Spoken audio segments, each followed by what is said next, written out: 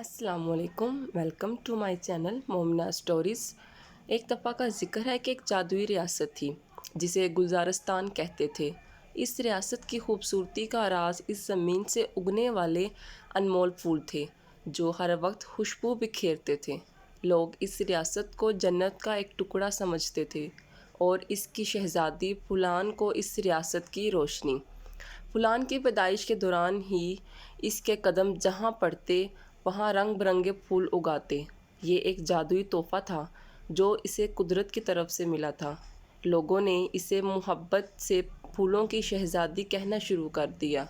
फुलान का दिल भी फूलों जैसा था, नर्म, खुशबूदार और हर एक के लिए खैर ख्वाह। फुलान के महल के नीचे एक जादुई बाग था जहाँ दुनिया के सबसे मुनफरिद फूल पाए जाते थे। एक दिन फुलान बाग में गई और एक नायाब सफ़ेद गुलाब के करीब पहुंची। अचानक गुलाब की पत्तियां हरकत में आईं। एक नरम सी आवाज़ में बोलने लगी, फुलान, तुम्हारा तोहफ़ा अनमोल है, लेकिन याद रखना, ज़्यादा ताकत हमेशा ख़तरा बन सकती है। इसका इस्तेमाल हमेशा नेकी के लिए करना और अपनी ख्वाहिशात पर काबू रखना। फुलान ने यह सुनकर अपना सर हिलाया और वादा किया कि वो अपनी ताकत का गलत इस्तेमाल नहीं कभी करेगी, लेकिन ये अल्फाज इसके दिल में खौफ का एक बीज बो गए। एक दिन शाही दरबार में रूमा नामी एक जादूगरनी आई जो अपनी चालाकी और खूबसूरती के लिए मशहूर थी। वो फुलान के तोहफे को देखकर हैरान रह गई, लेकिन उसके दिल में हंस की आग भड़क उठी। रूमा ने दिल में सोचा कि ये लड़की क्यों दुनिया की तवज्जो का मरकज़ है। इसकी ताकत पर सिर्फ मेरा हक होना चाहिए। उस रात रूमा ने एक खुफिया जादुई किताब खोली और एक ख़तरनाक मंसूबा बनाया। इसने कसम खाई कि वो शहज़ादी की ताकत को हमेशा के लिए ख़त्म कर देगी। अगली सुबह गुलजारस्तान की फ़िज़ा बदल गई। जहाँ खुशबू थी वहाँ उदासी छा गई। शहज़ादी का बाग मुरझा चुका था और लोगों के दिल बोझल हो गए। ये सब कैसे हुआ? फुलान ने हैरानी से पूछा। उसी लम्हे ज़ुमा दरबार में नमूदार हुई और झूठे अल्फाज में कहा, शहज़ादी, ये सब तुम्हारी ताकत के गलत इस्तेमाल का नतीजा है। अगर तुम अपनी ताकत मुझे दे दो तो मैं सब कुछ ठीक कर सकती हूँ।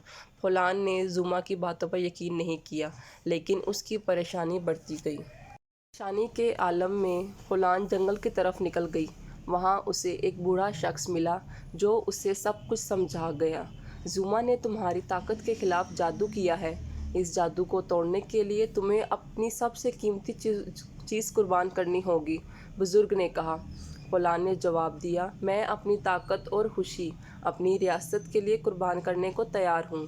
ये कहते हुए फुलान ने अपनी रूहानी ताकत को खैर के लिए इस्तेमाल करने का फ़ैसला किया। फुलान ने अपनी जादुई बाग के सबसे पुराने कोने का रुख किया, जहाँ एक पत्थर का मुजस्समा खड़ा था। ये मुजस्समा एक फरिश्ते का था जिसके हाथों में एक किताब थी। किताब पर सुनहरी हरूफ से लिखा था, जो शख्स कुर्बानी और मोहब्बत की राह अपनाएगा वही जीतेगा। फुलान ने इन अल्फाज को गौर से पढ़ा। अचानक एक रोशनी चमकी और एक नरम सी आवाज़ सुनाई दी, फुलान, तुम्हारे दिल की नरमी और कुर्बानी तुम्हें बचा सकती है, लेकिन तुम्हें ख़तरनाक सफ़र करना होगा। ये सुनते ही शहज़ादी ने फ़ैसला किया कि वो हर ख़तरा मोल लेगी, लेकिन अपनी रियासत और लोगों को बचाएगी। ज़ुमा अपने अंधेरे कमरे में बैठी जादुई किताब के सफ़ात पलट रही थी। फुलान मुझे शिकस्त नहीं दे सकती। अब वक्त आ गया है कि मैं अपनी ताकत का मुज़ाहिरा करूं। इसने अपने हाथों से एक काला जहरीला खून बनाया और जादू के ज़रिए इसे रियासत के तमाम कोनों में फैलाना शुरू कर दिया। एक दिन के अंदर ही अंदर गुलजारस्तान के बाग मुरझाने लगे, लोग बीमार पड़ने लगे और रियासत पर उदासी छा गई। और उधर दूसरी तरफ फुलान ने सफ़र के लिए तैयारी की। इसने अपने दिल में हिम्मत जमा की और अपने वालिदैन से इजाज़त ली।